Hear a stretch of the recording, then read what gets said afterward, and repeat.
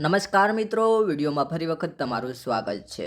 તમે લોકો જાણો જ છો કિંજલ દવે જે છે એમણે બીજી નાતમાં સગાઈ કરી છે। ત્યારબાદ સિંગર કિંજલ દવે જે છે ગુજરાતના જાણીતા સિંગર કલાકાર એ વિવાદમાં આવ્યા છે અને વિવાદમાં તમને ખબર જ છે કે એ બ્રાહ્મણ સમાજના છે અને વાણિયા સમાજમાં સગાઈ કરી છે, જેને લઈ અને બ્રાહ્મણ સમાજના ઘણા લોકો જે છે એમણે બેઠક યોજી હતી અને ત્યારબાદ કિંજલ દવે અને એમના પરિવાર જે છે એમનો બહિષ્કાર કરવાનું નક્કી કર્યું અને એમને જે છે નાતબાર કરી દેવામાં આવ્યા હતા।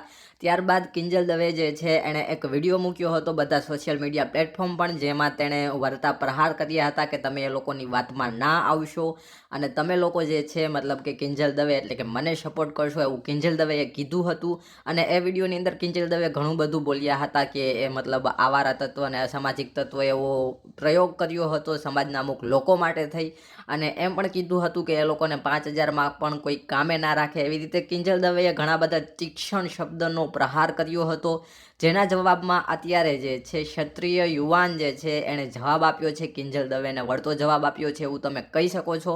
જવાબમાં શું કીધું છે હું તમને આગળ પૂરેપૂરો વિડીયો બતાવું, વિડીયોને છેલ્લે સુધી જોતા રહેજો। એ પહેલાં આવા જ ન્યૂઝ વિડીયો જોવા માટે આપણી ચેનલને સબસ્ક્રાઈબ કરી આ વિડીયોને લાઇક કરી દો અને આ વિડીયોને શેર કરી દેજો, જેથી કરી અને તમારા મિત્રોને પણ આવા ન્યૂઝ જોવા મળે। તો ચાલો હવે હું તમને ક્ષત્રિય યુવાન જે છે એણે જવાબમાં શું કહ્યું છે એ પૂરેપૂરો વિડીયો બતાવી દઉં।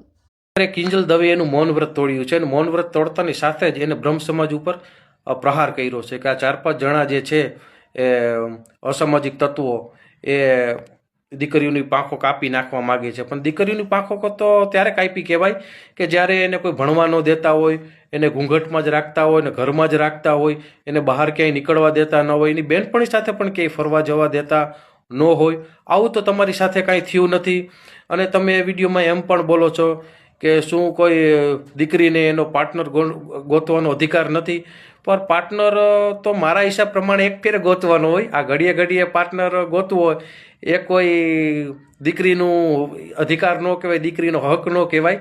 જો વધારે હું આમાં બોલીશ તો વાદ વિવાદ થઈ જશે।